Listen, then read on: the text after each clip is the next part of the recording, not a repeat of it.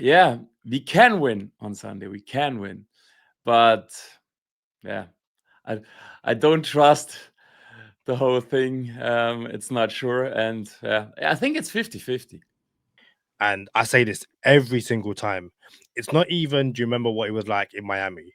Do you remember Dan Campbell's first 2 years with Detroit? He Atrocious. was so bad. The city would have ran him out. I say that If the Dolphins looked like the Detroit Lions in the first 2 years that Dan Campbell was in Detroit, everybody would have had. Go ahead, Kadeem. This is your take. Go ahead. No. This meme has been going around for like 3 weeks now, where you see Todd Bowles, Ben Johnson, Dan Campbell, and there's another coach on there. I can't remember who the fourth coach is. Oh, look what the Dolphins had. They should have stuck with these coaches, right? And in my head, I'm like, so 10 years ago, you wanted us to stick with Ben Johnson? Like, he was not ready.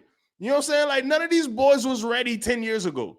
You know what I'm saying? Like, you wanted us to stick with Dan Campbell the whole time up to now when he has flourished and he has taken all the things he's learned over the past 15 years of his career to make him the man he is now. You wanted us to stick. You are now tuned in to Go Time Dolphins with Charlie Touche and Kadeem Simmons, the Miami Dolphins podcast that's for the fans and by the fans. Gotta make them lose their mind when it's your time. And it's show time. Going all out when it's go time. Go. I ain't wasting no time. Gotta make them lose their mind when it's show time. Cause it's your time. Lay it on the line when it's go time. Go. Don't waste no time. In what feels like a make or break game for the Miami Dolphins. It's Dolphins Chargers. It's Tua v Herbert. Will the Dolphins get the dub and keep their slim playoff chances alive? Or is that it? Season done in week 6. To talk about all of that and more, at first is a host of Go Time Dolphins. Tell them what time it is. It's Go Time Dolphins, the Miami Dolphins podcast that goes not only across the pond, but across the world. I'm your boy, Charlie Touche. Got my co-host, Kadeem Simmons, with me. It's always for the fans and by the fans. Your favorite podcast, and official affiliates of Fanatics, where you could be a fanatic of your favorite franchise. Kadeem, you invoked the phrase playoffs. Playoffs? Playoffs. Do you remember the next line after Jim Moore said playoffs? Yes, it was my team is 0-5. I can't get going in fantasy. How do I turn it around? That's not my team, by the way. Just to make it clear, my team is 0-5. Off the top rope, Kadeem comes off the top rope with the shrapnel, bro. I'm like, yo, we're having a nice little Go Time Dolphins podcast episode, and I gotta get hit with bro, your team is 0-5 in fantasy. Listen, my team is 0-5 in fantasy, and there's a lot of similarities with the Dolphins and my fantasy football team, Kadeem, because I thought I was winning last week. I'm like, yo, we finally gonna pull off a win. You know what I'm saying? And here are the Dolphins finally gonna, put a win together. And they lost. They comeback lost, and then I had a comeback loss, and it was just so deflating. But something that's not deflating, something that's going to give us a lot of hope and a lot of life, is the guest that we got on the show today. Someone that we said we're going to have on more often, and I'm glad we got him on now, because now we're trending in the right direction. Not only is he a Dolphin fan, but he's a Dolphin fan from the other side of the world. DJ Pyro is in the building with us today. DJ Pyro, how you doing, bro? Guys, I'm fine except football. So no, I'm really fine. Yeah. Thanks, bro. I hope you too, guys. I hope you too. Yeah, we solid, man. The official DJ of Go Time Dolphins, man. Hey, we telling all the fans, we said we're gonna get you on the record. We sent over the record to DJ Pyro. He's gonna do some work on it. He's gonna touch it up. He's gonna scratch up the Go Time, all the good stuff.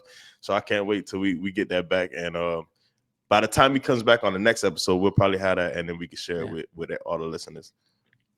100%. Before we talk about the abysmal start to the season, it is week 6, so I thought we'd start off with the LA Chargers. It's a game in which the rivalry between the two quarterbacks seems further apart than ever, and it's one in which, in my personal opinion, it's done for now. They're the clear winner for now, despite the fact that they kind of share some ugly stats together. But as the guest DJ Pyro, what are your thoughts ahead of the game against the Chargers? Can the Dolphins get a rare and elusive win? Yeah, of course. But it's every game is a big surprise at the moment. We can do it all, and we can lose it all. So last week after the first quarter, I thought, yeah, man, it's an easy dub. So I told one of my buddies from the German community. He says, oh, he goes to the clothing store, and so he chose his victory shirt, victory Monday shirt out of the closet, and put it on. So yeah, I was sure we were winning, and all the results. So yeah, we can win on Sunday. We can win, but yeah, I don't trust the whole thing. It's not sure, and I think it's 50-50. I mean, We play- 50-50 is Yeah. better than what we thought it would Yeah. be, because I think the Chargers looked like a runaway favorite for a while, and the Dolphins didn't look like we were going to win the game this year.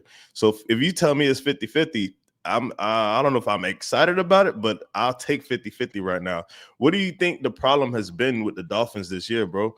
Like, no one thought we were going to be, well, maybe a few people thought, but none of us thought we would be 1-4, 1-5 this week. 1-4, I think. I think our defense is less less good than we all thought. So you saw last week against a second string running back, we get over 200 yards from a second string running back. So this, I thought our defense is much better, of course. So when you do 24 points, you have to win a game at home. So for me, it's a lot of defense and a little bit of the offense and the O-line, but I think it's the defense is the biggest problem at the moment. You agree, Kadeem?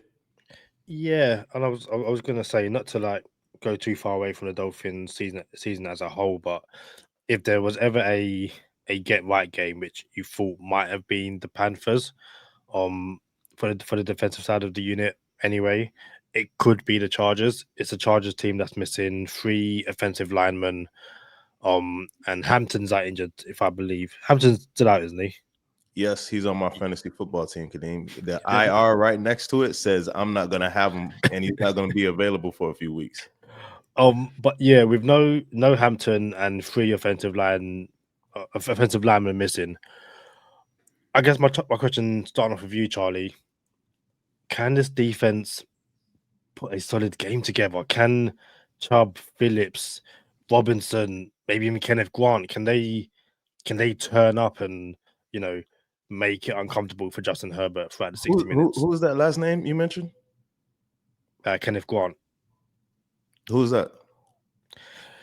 He was meant to be a NFL ready first round pick, but yeah, he's one of the 4D linemen we drafted this year.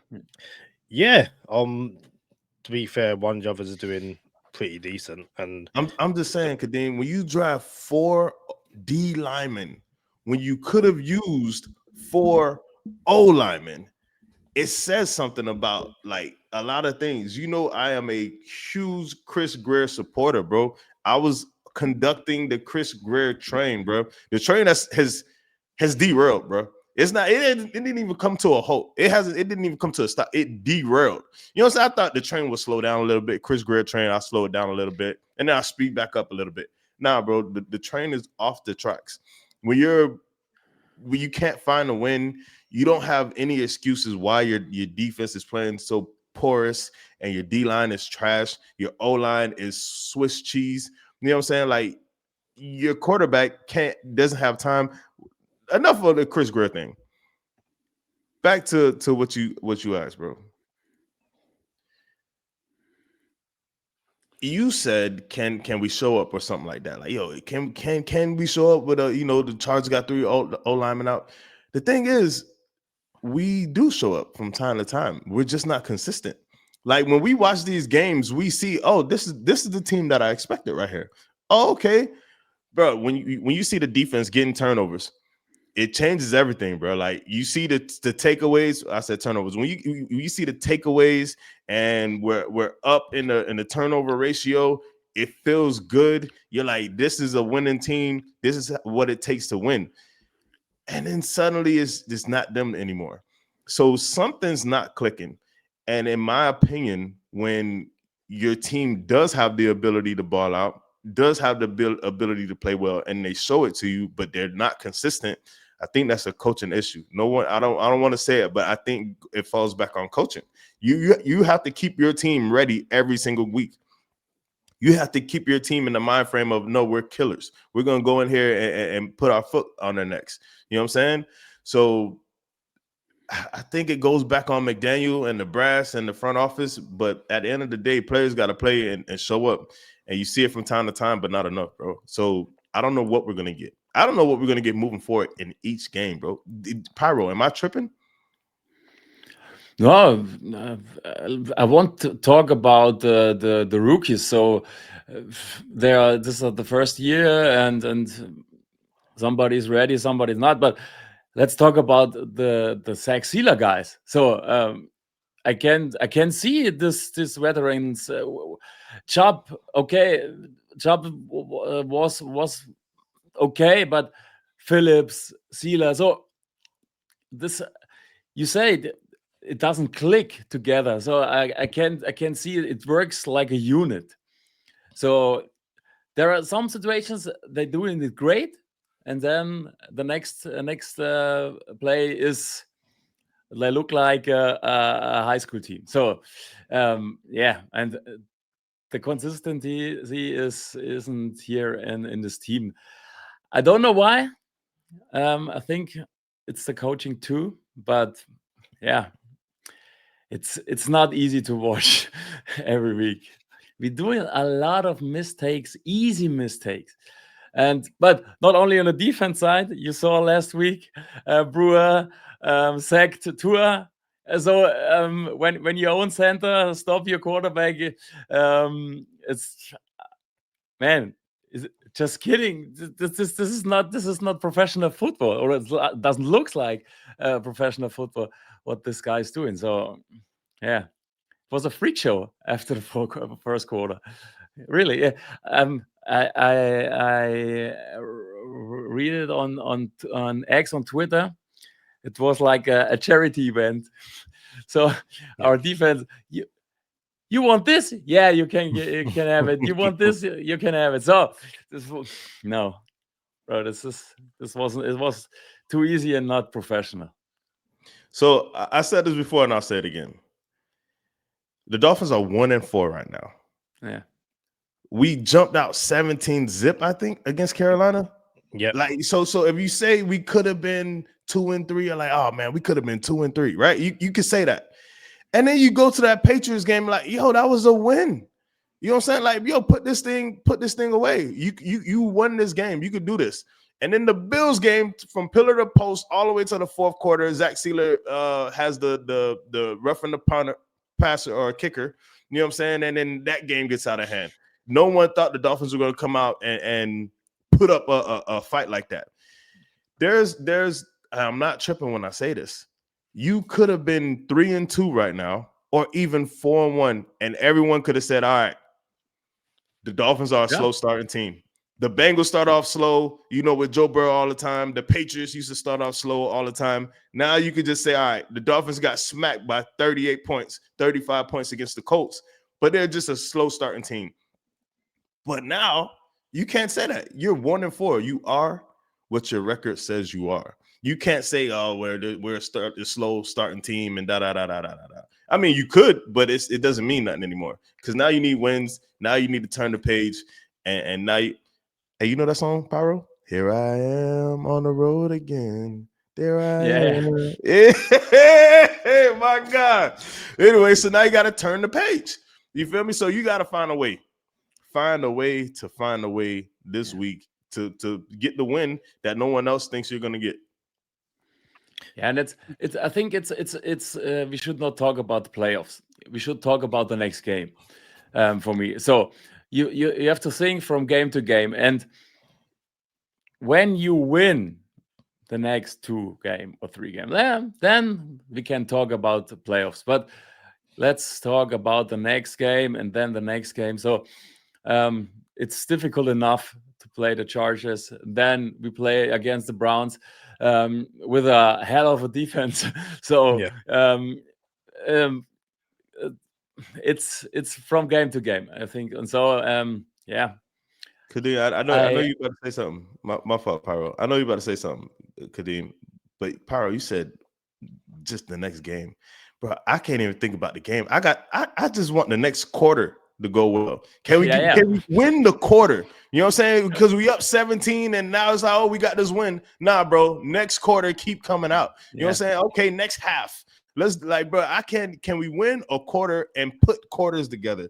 Because a whole game, that's a big ask right now. I have a 2-part question for you, Pyro. So the first part is, do the Dolphins win on Sunday? Yes or no? That's a big question. Yes, they win because of it's Thanksgiving weekend, and a lot of our German guys are in the stadium, and I hope for all my buddies they can celebrate the win on Sunday. So I'm sure we win because we have a lot of ceiling upside. We have a lot of space upside. So when the team gets a run and the swag is back, so we can win against the Chargers. We can win against the Bills. You know, you saw it. Okay, the Colts are a 4-1 team, and they are a lot better than everybody's expected before the season. So I don't know why, but you can lose against a 4-1 team. So, but you can beat the Bills. You can beat the Patriots. You must beat the Patriots. So you can beat the Panthers. So you say on a good start, we are a 4-1 team. So you're a 1-4 team right now. So the second part of my question, I guess, is no longer relevant, but I was going to ask, and I'll ask it anyway.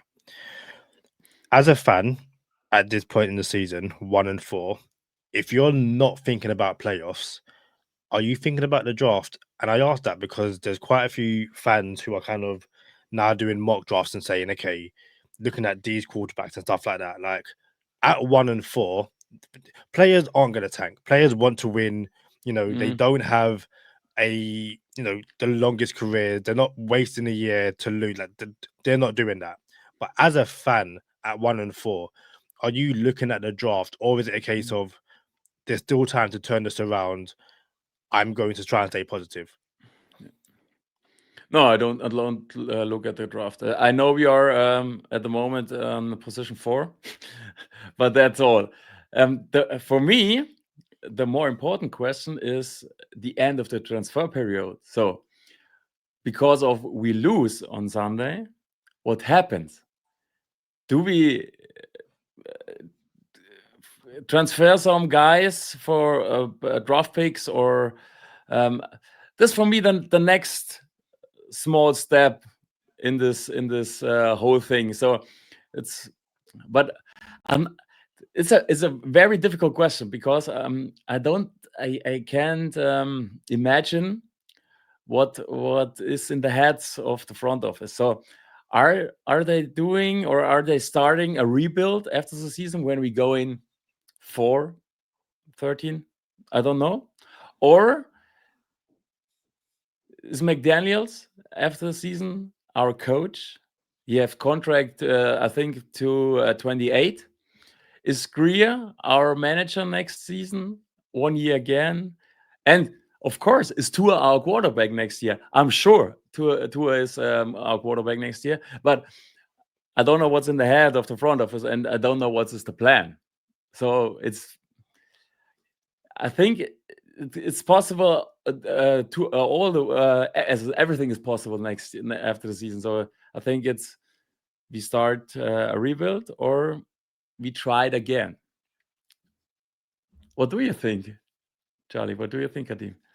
You know, when Kadeem asks you, do you start thinking about the draft? I wish the audio listeners could have seen your reaction. It was a very small reaction on your face. And you basically squinted your eyes like, what? The draft? Like that, it was real quick. It was real subtle. And what your reaction was my thoughts. It was like, no, bro.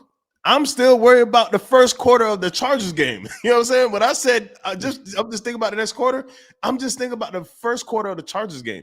And the only thing on my mind after the first quarter of the Chargers game is the second quarter of the Chargers game. I can't think about the draft right now. So, you know, I think when I watch football and when I watch my favorite team, I don't think I watch football like a regular fan, like the average fan. I don't think I watch football like the average fan.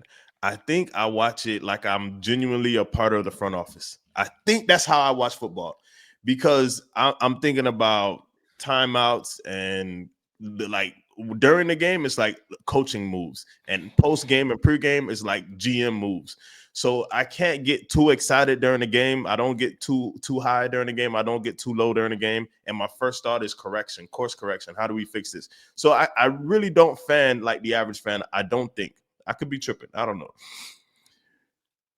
My thing is, when you play a team like the Chargers, I think this is the type of game that you win. Just to have enough people say, I don't know. This I mean, there's something could be done. Look, we still got it, right? So with Tua in this position, Tua's in a great position, bro. Because everyone else wanted to give everyone else credit but Tua. All of his career, he never gets credit. Like it's always Tyreek, it's always McDaniel did this. Look at his team. His team look how good his team is. Every excuse in the book for Tua on why they can't give the man credit to say, oh, he's a good quarterback. So now he doesn't have anything. He has a 1-4 record. He has the world on his shoulders. He's uncomfortable. And if he comes out and beats a team like the Chargers, the excuse is going to be, oh, the Chargers will hurt. But we're ready for it. You just got to go get a win. And if you could do that, it saves the conversation off for a little bit more, like just a little bit longer. Like, all right, keep the Wolves at bay a little bit longer. And then you should be able to beat the Browns, bro. You know what I'm saying? So one win at a time. I do think you can win this game because we've seen the play. We've seen us show up against the Bills. We've seen us supposed to be able to beat the Patriots. You know what I'm saying? We've seen the 17. And then here's another thing that I appreciate. The celebrations. You know what I'm saying? The touchdown celebrations, the picks, you're excited, you're dancing, all the good stuff. It lets us know that they're not ready to 1, 2, 3 Cancun. It looks like they're still invested. The players are still invested. It's not like they're just here just going through the motions. So they're celebrating, and that really meant something to me from the outside looking in. So just something that you said, Pyro, which I didn't consider. Yeah, the Dolphins could be this slow starting team. All right, that could be the excuse. What I didn't consider was the Colts are 4-1. So now that you could have had that in your favor. Oh, we're 3-2 and we got smacked by the Colts, but no one thought the Colts would be as good as they were. And that could have been your out. You know what I'm saying? But you still messed it up for yourself with all of these other wins and losses, all these other losses. So 8-game winning streak starts with 1 win. So you got to get that 1 win, bro. But we had the 1 win. No, you got to get another 1 win, Kadeem. But I feel like, you know, all the talk of but you were so close in this game, and it could have been that game. It's because that's what bad teams do. Oh, they were close for a little bit, and then they lost. Like the Browns were close against the Vikings, and then they lost. Like being close in losses is great, but it's still a loss. And I feel like it's interesting. The Eagles are 4-2, just lost 2 games in a row, and they were saying no, like some of those wins, they weren't that spectacular. Like essentially, what I took from what the Eagles are saying is we were playing badly, eked out some wins, and now we're taking losses. And I feel like for the Dolphins, it's we're playing badly, had some good moments, but good moments in the NFL across 4 quarters tend to lead to losses. Like you spoke about the celebrations and stuff, and not being checked out. Some of the effort on defense, not getting off blocks. Players look checked out, and it's so fascinating to see how they went from how they did on Monday Night Football, looking like the 2023 Dolphins with the trick plays and all that kind of stuff, and then you get this somewhat fast start against the Panthers, but by the end, you just saw a team that looks beaten, which is a shame because I don't think many people really had this team as like a 12-4, 12-5 team. A lot of people had them kind of like the 8 to 10 wins, which it's still doable. But I don't know. I feel like I'll come to my own personal opinion that the 2025 Dolphins are going to be a bad team, and I've accepted that. There will be a few wins, but I think we have a bad team, and I can't quite see how it's going to turn around. But again, I hope I'm proven wrong. Yeah, good teams find a way to win and bad teams find a way to lose. So every year, there's a team in the NFL, or maybe multiple teams in the NFL, that win 7+ games that are 1-score games. You know what I'm saying? And then that game could have went either way, and you could have lost 7+ games that were 1-score games. That's what the NFL is. That's why the parity of the NFL makes the NFL better than every other league in the world. You know what I'm saying? Because of that. So yeah, you had that, and we've been on the side where we won those games, where we eked out all these games, and your record is what your record says you are. So that's all we got, man. Look, we're going to go into this game Sunday. Let's get some predictions. What do we think happens? What do we think the score is, Kadeem? I'm going to go with a 33-20 win for the Chargers. I don't think the Dolphins win on Sunday. Sorry to all the German fans. Sorry to the German fans that are in the stadium. Even with the offensive lineman being out for the Chargers, I just don't think the Dolphins will have what it takes to beat to get the win. What you got, Pyro? I think we win 33-30. It's a high score game. So because I think we all have only one chance to make more points than the Chargers. So it's score first game. And I think, we have to do it over 30 points, so 33-30 with a field goal. I'm at the point where I don't know what I'm gonna watch. I have no idea.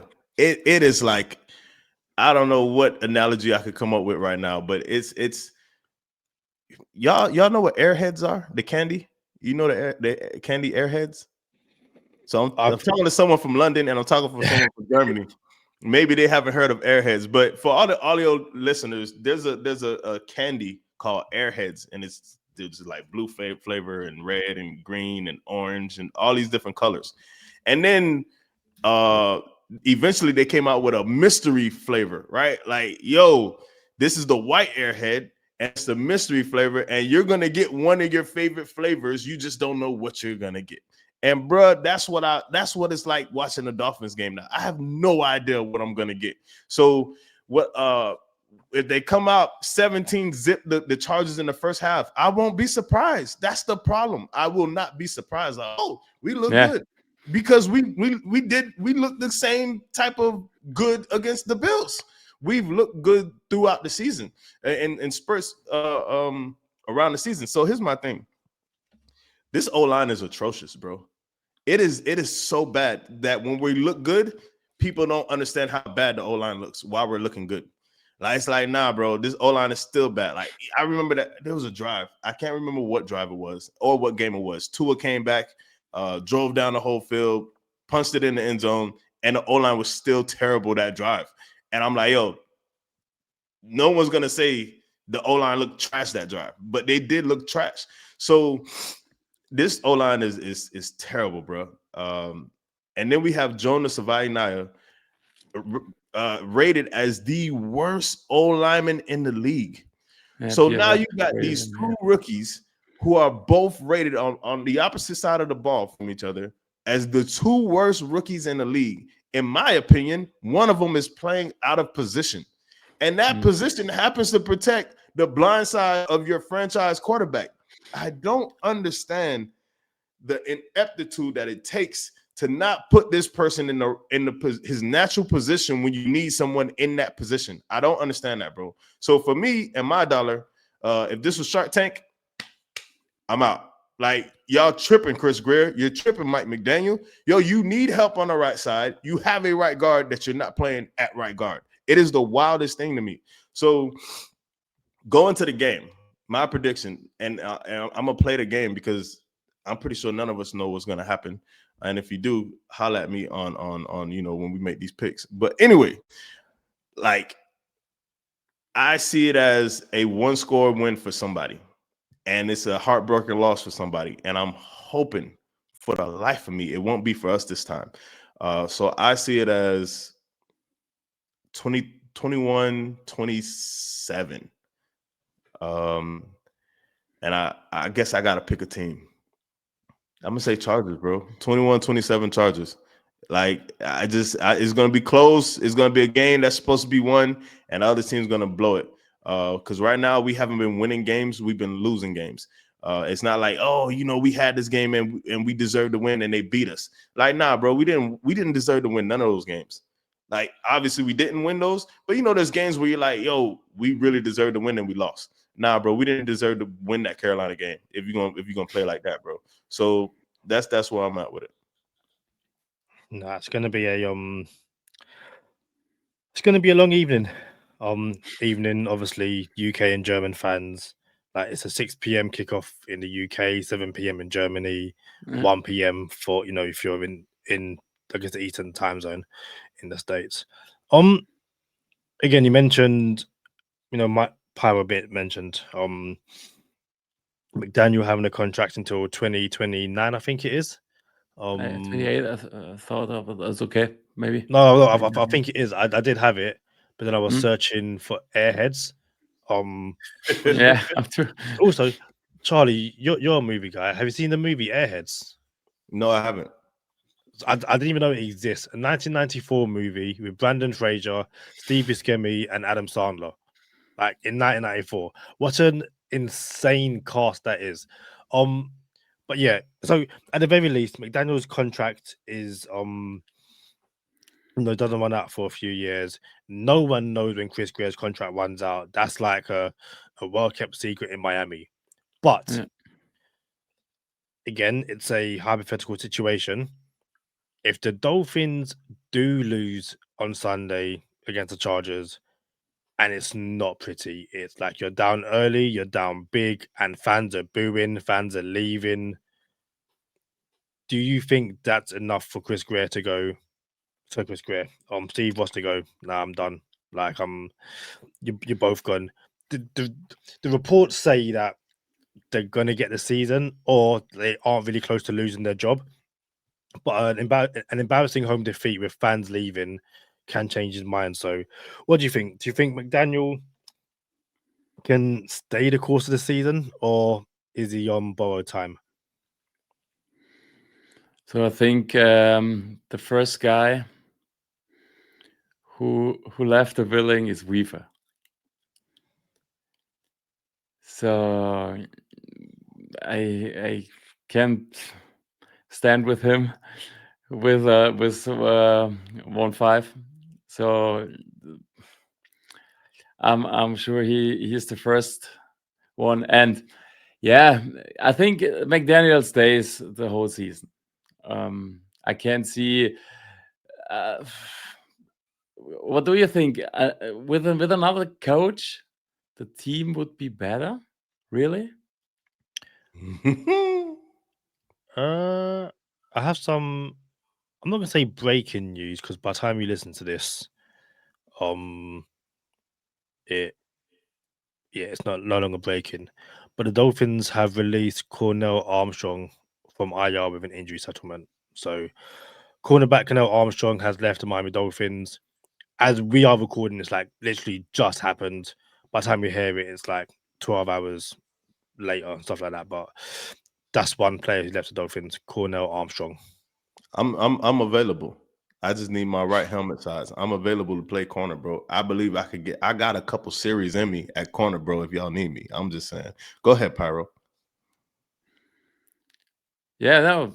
I think Weaver is the first one because of when we lose on Sunday. So yeah, I don't know the solution, but I can say is McDaniels is our coach the wrong piece in this game, or is it Greer? Is it really Greer, or is it are the player the wrong pieces?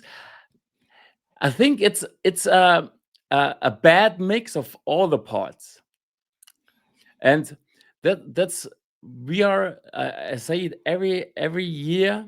We are the average shows of the average shows, and we are the average one of the average shows. So we are too good to be on the end, and we are too bad to be on the front. So every year we're doing the same things, but how can you change this?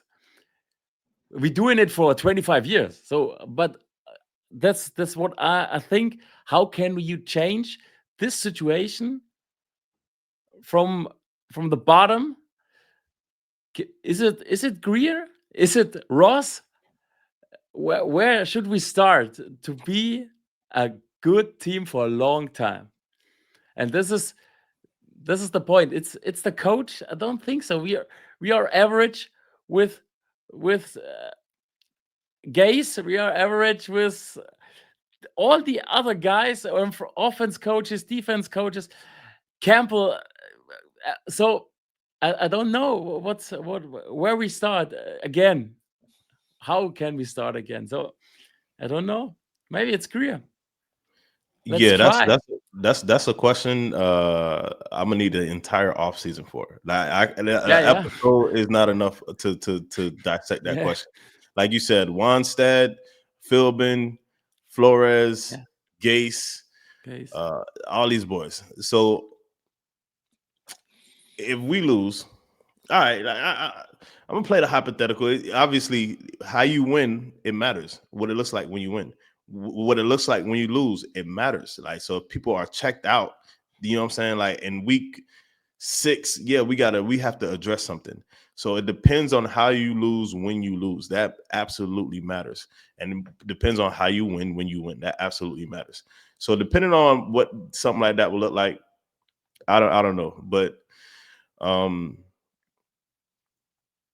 I'm at a point where I'm watching this stuff and I'm just thinking for myself, like, for because there are people that we know, there are people who think we could run this back next year. Like, why would we run this back? Like, with one piece different. Like, why would I want to run this back with a different coach? Or why would I, for example, if we move on from McDaniel, why would I want to keep Greer and Tua together with a different coach and see the result? Or why would I bring in a GM and have McDaniel and Tua together? Or why would I keep McDaniel and Greer together and just ride this back with a different quarterback? Like, why would I want any of this together, bro? If I'm changing anything, I'm changing everything, bro. Like, can I answer that question? Yeah, you can after this. Like, my thing is, I I might have an idea where you're going with this, but I don't believe if you bring in someone else in one of those three positions, that is going to fix the other two positions. I think every single one of those entities, I think Tua, I think McDaniel, and I think Greer all have been accountable. Well, not accountable, but responsible for our lack of wins and our lack of success, all at different times and sometimes at the same time. So it's like it needs to be an overhaul, in my opinion. So when you blow it up, burn it down, or whatever, it doesn't matter to me. I'm just of the belief that if there's a chance you can make the playoffs and your season's not over, then let these boys have every last chance they could possibly get before they toast themselves. So once we're out of contention, that's when I'm ready to burn it all down. Kadeem? I think the argument to not burning the argument to not burning the entire thing down is you saw what McDaniel and Tua can do for the season, the 2023 season. And yes, it didn't finish with a playoff win, but I think for most people around our age, that 2023 season was the best Dolphins team they've seen in a very, very long time. And maybe ever. Yeah.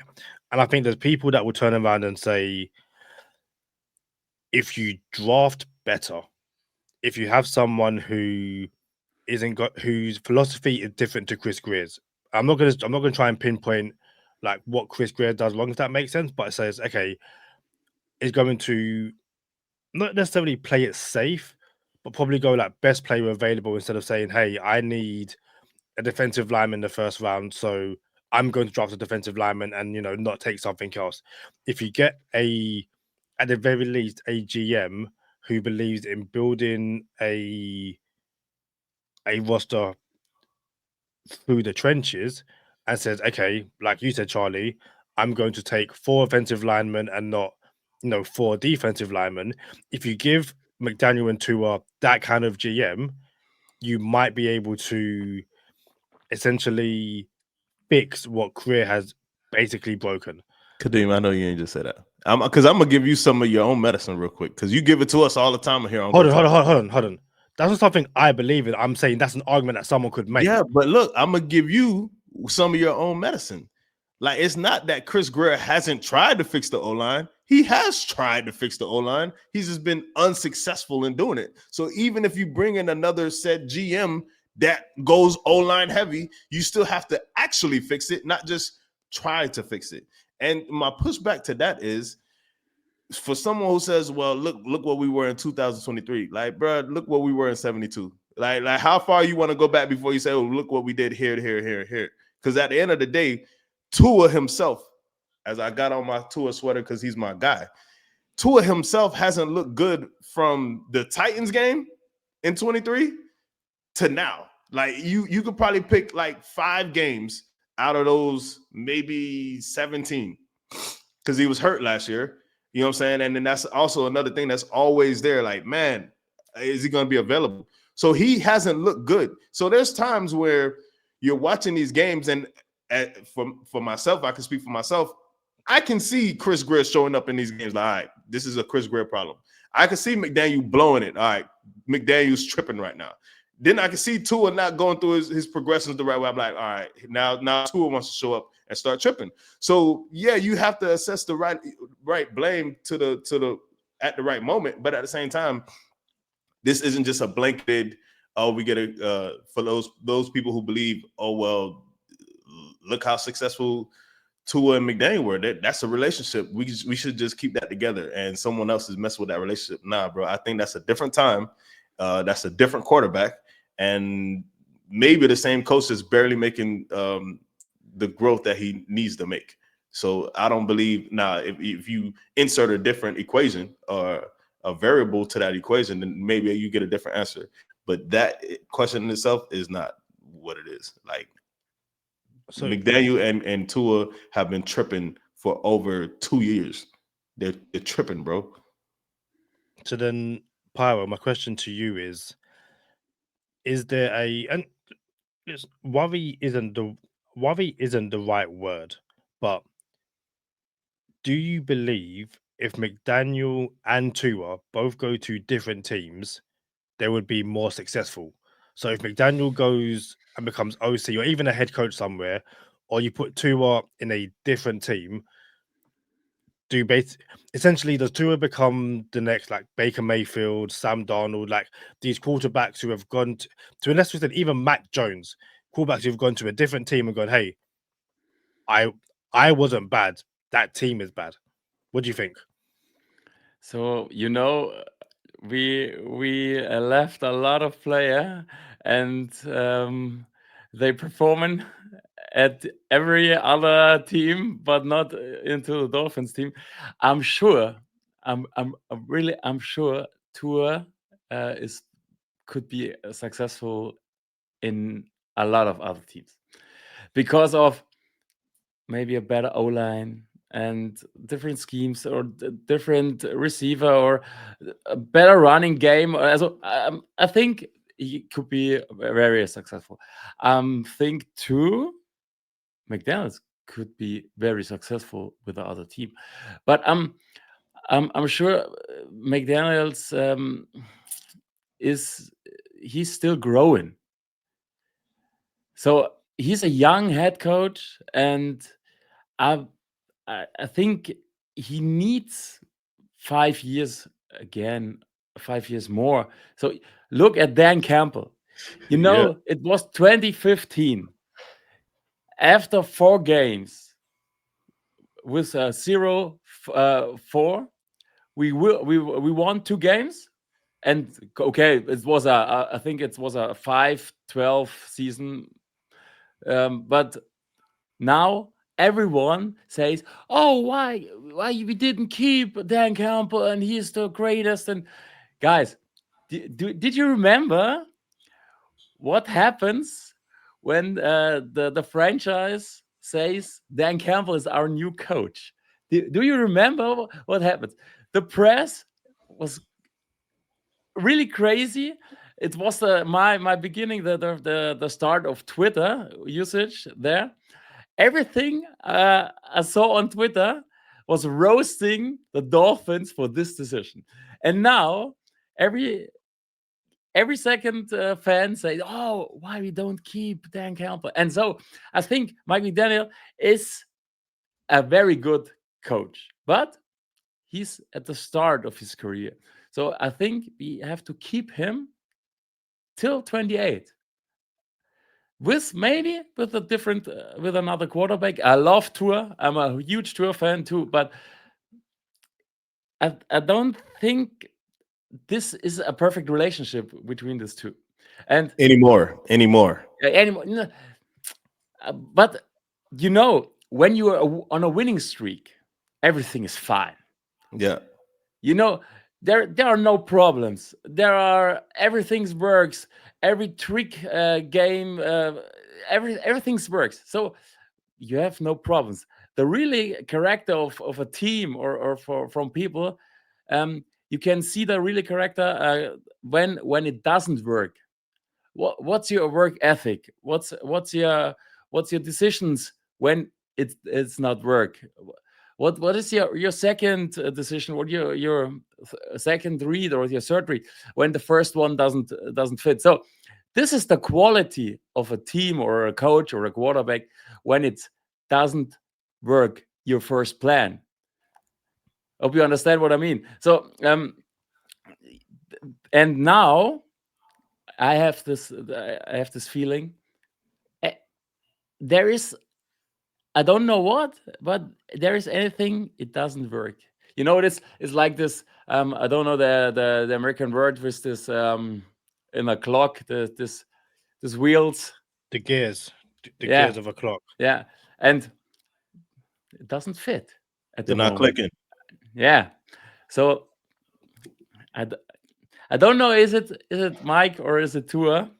But I'm thinking after this season, one of these two has to go. Go ahead, Kadeem.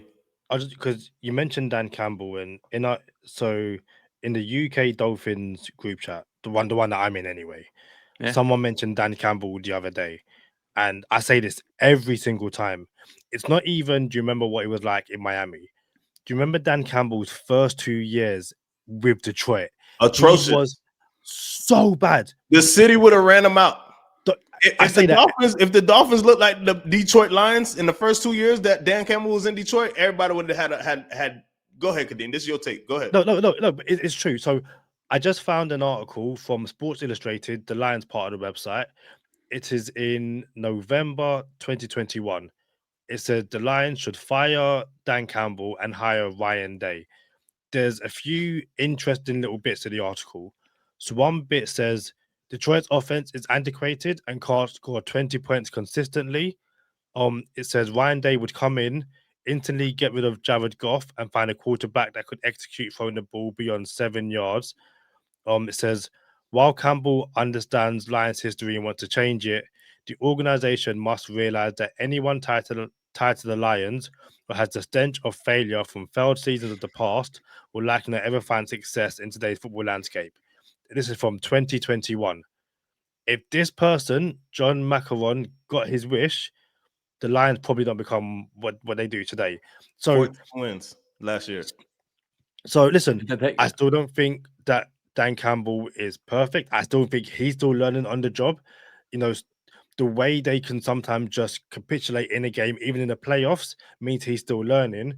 But genuinely, to every single person who says the Dolphins should bring in Dan Campbell, should have stuck with Dan Campbell, we would have ran him out of. And very quickly, before I pass it back, Mike McDaniel started with 2 winning seasons, back-to-back winning seasons, made the playoffs, beat Buffalo, beat Baltimore, hadn't lost to the Jets, hadn't lost to the Patriots, and Dolphin fans wanted him out because he did him in a playoff game. So, and again, I understand having your bar, but if your bar is winning seasons aren't enough without a playoff win, you are going to be getting rid of coaches every single year. Yeah.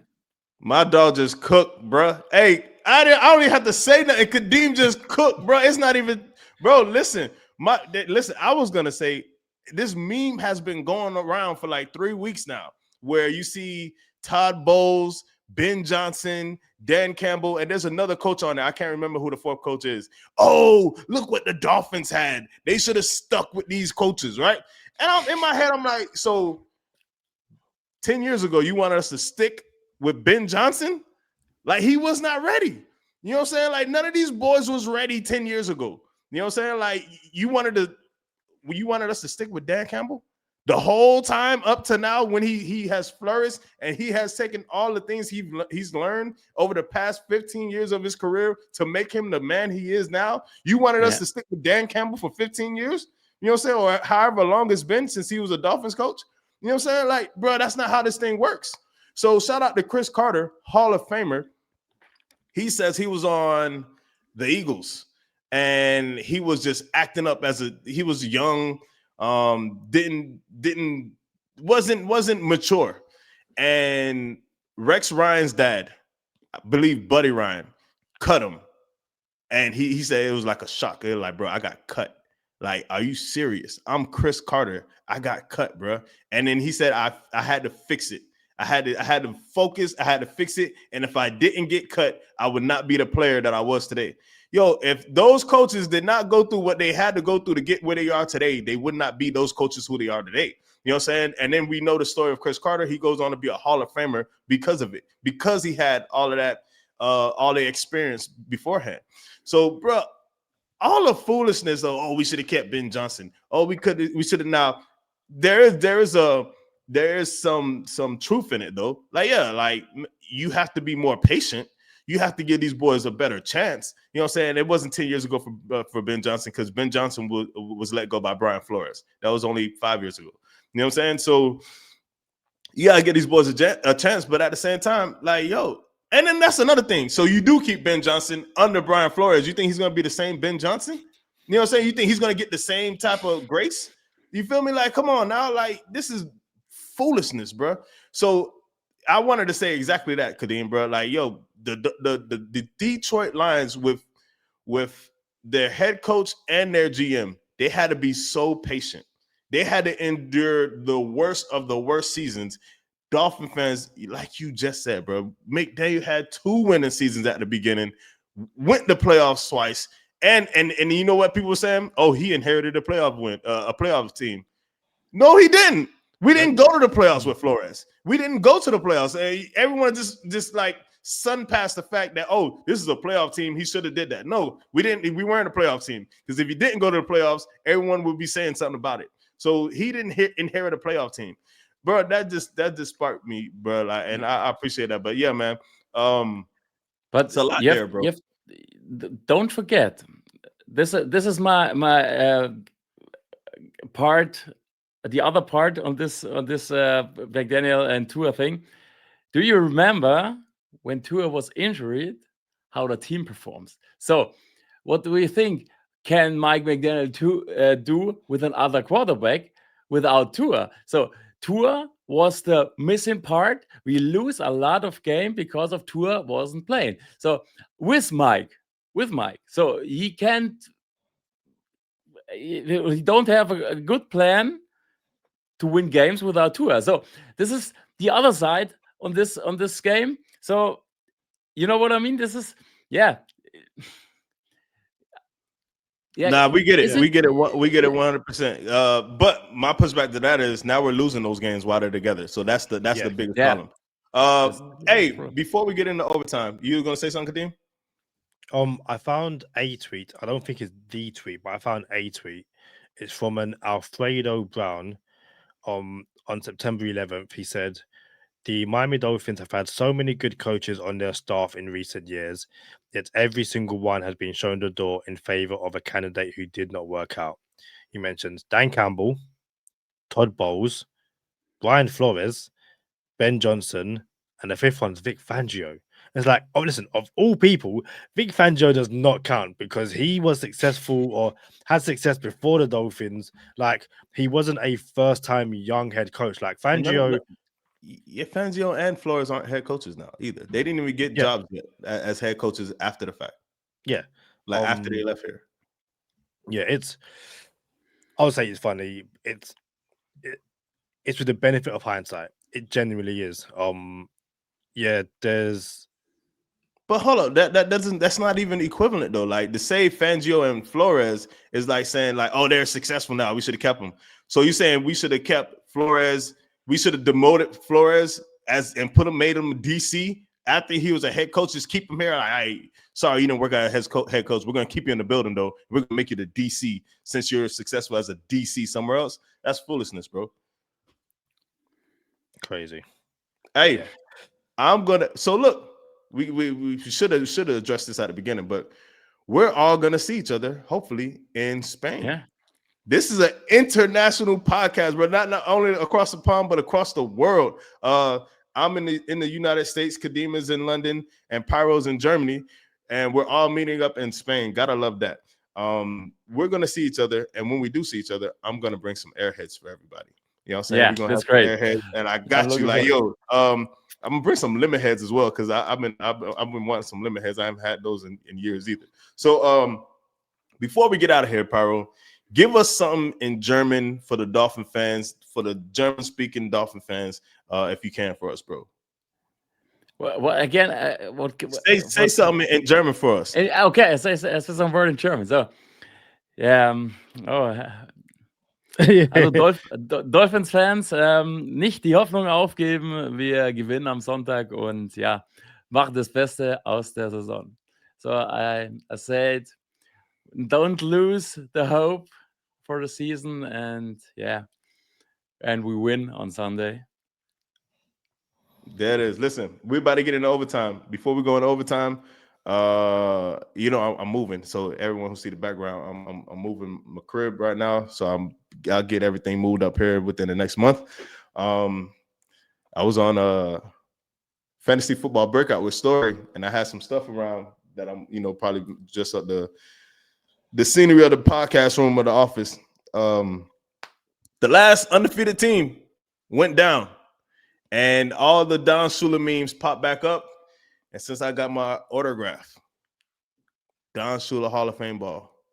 Oh, in the building. Dope.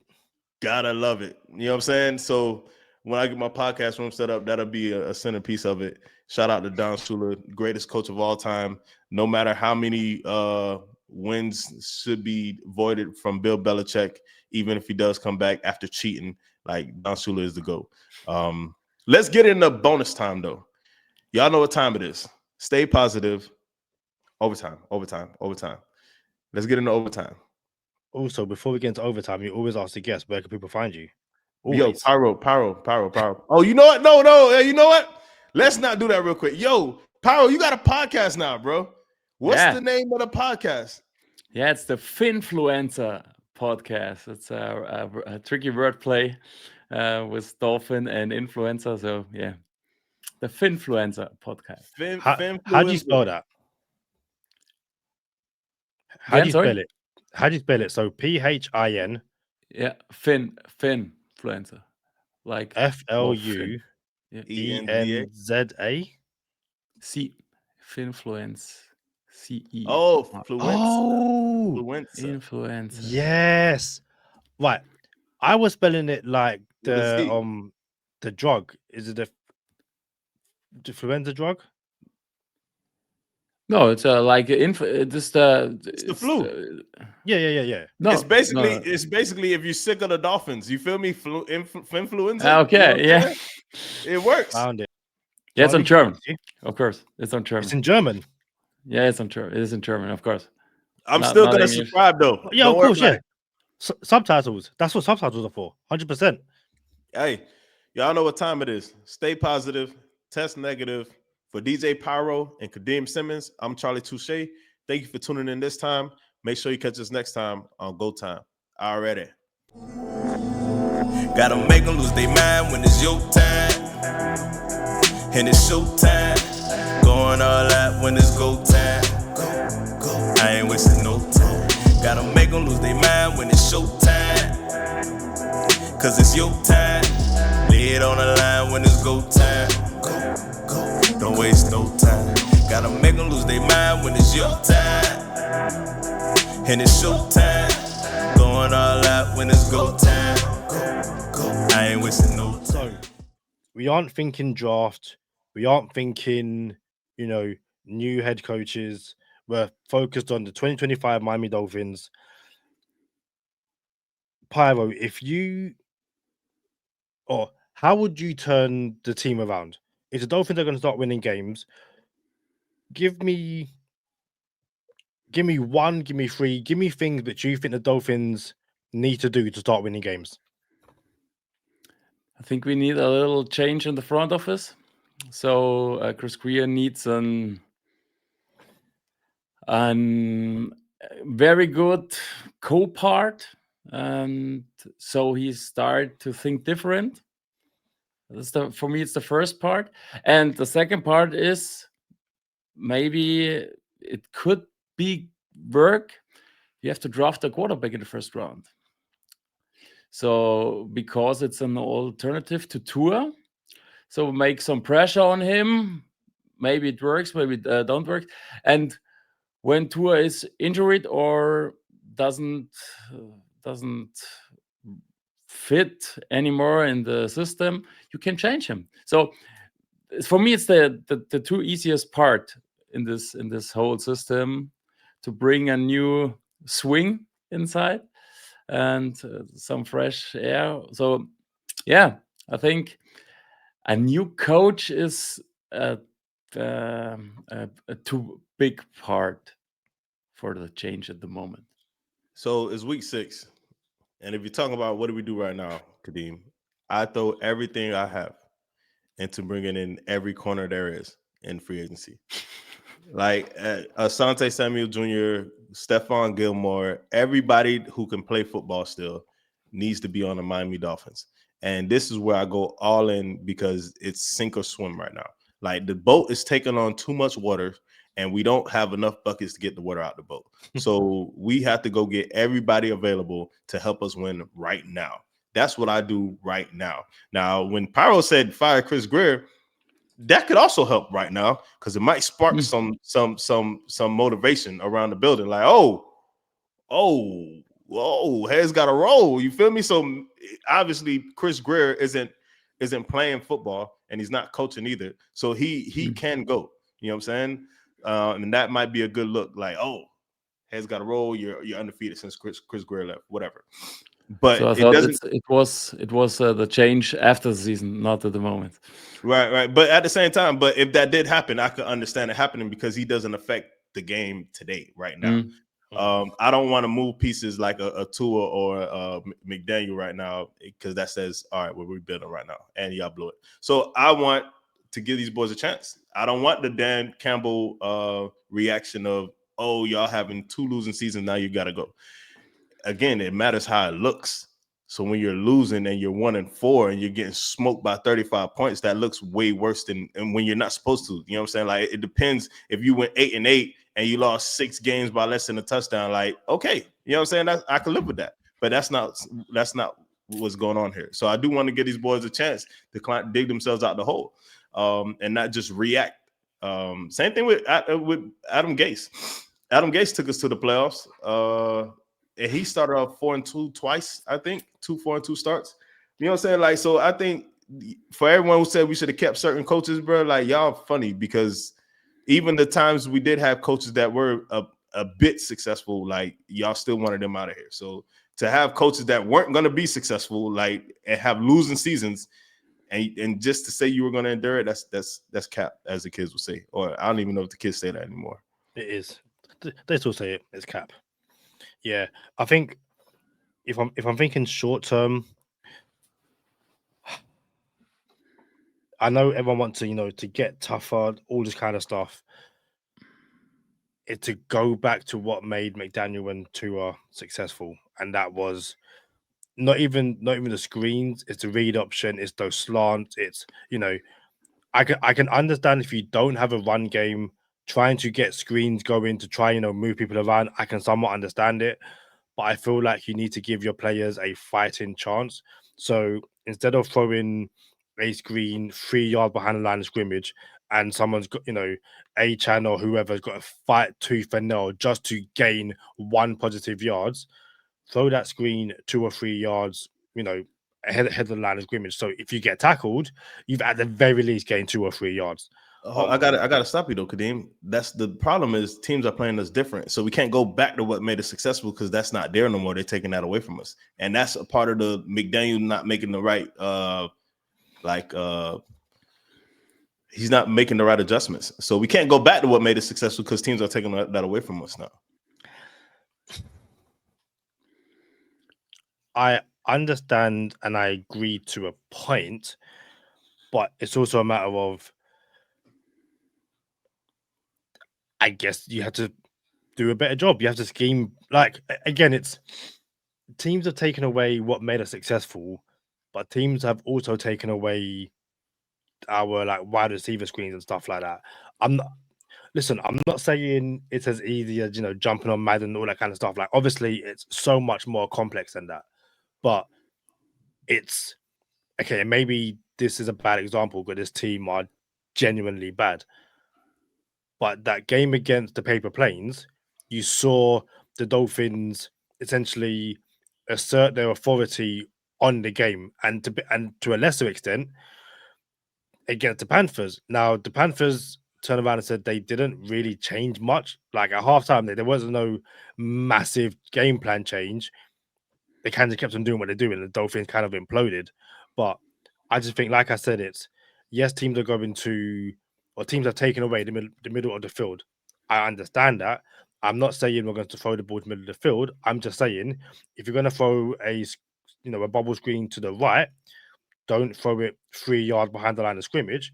Just have the guy move forward a bit. But I understand that, yeah, McDaniel, for the most part, hasn't been able to figure out how to stop teams that have figured him out. But he's paid the big bucks and he has to try and find a way. Find a way to find a way. We got to get up out of here. Any last words? Pyro, we appreciate you coming on, man. Like, hey, like we said, man, you're welcome to come on anytime. Can't wait to see you in Spain. Yeah, bro. We're gonna live it up. How long do you stay in Spain? How long do you stay? I will be in London for 4 days, and I'll be in Spain for 3 days. So Okay, you going home on Monday? Oh, matter of fact, so I arrive. Yeah, I guess it's more than 3 days. So I arrive Thursday in Spain, and leave Monday morning after the game. Yeah. So let's talk about Sunday night. Yeah. I have a surprise for you guys. Hey. Very, very quickly, am I right in believing you are hosting a fan club gathering in? Yeah. Listen, I'll make sure that this is a lot further at the beginning. Like, let's not have this right at the end. But tell everyone about the fan club gathering. Yeah, this the fan club gathering from all the fan clubs across Europe. So the German guys are organizing this. So it's a today meetup, chance to meet all the fans on a central point. And on Saturday we do an event with some guys from the franchise. Some the cheerleaders are coming. TD is coming, the mascot. So I think, like in Frankfurt 2 years ago, there are some former players there to give autographs and to take pictures and doing charity stuff and stuff, something like this. And on the evening, it's a nice party with a good DJ I heard about. So yeah, it will be fun, of course, on Saturday evening. Yeah, it's in an Irish pub. It's called O'Reilly's. It's very close to in Madrid, in the middle of Madrid. There is a place, I don't know the name.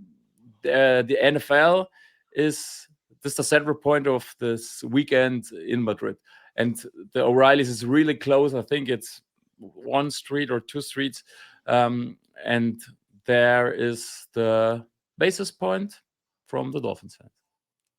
Gotta love it. We're gonna have a busy week that week, Kadeem. Yeah. And on Sunday I play in a club, so you're welcome, guys. in a really nice hip hop club, the best one in Madrid. So we out. You're welcome. We out. Live it up. Yeah, we in the club in the victory. After we beat Washington. Yeah, with a victory. That's very important. I ain't been man. clubbing in a long time. I'm gonna have to bring my best. My best for the. You already know. You don't know. Charlie's gonna come out with a Spanish wife. Listen, it is going to be an absolute amazing weekend. Yeah, of course.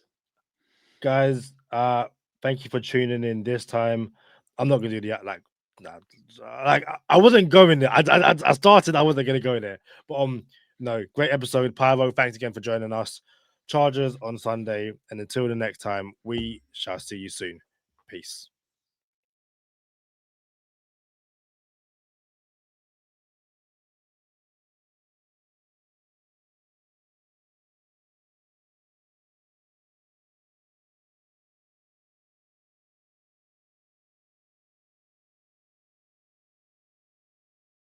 Go.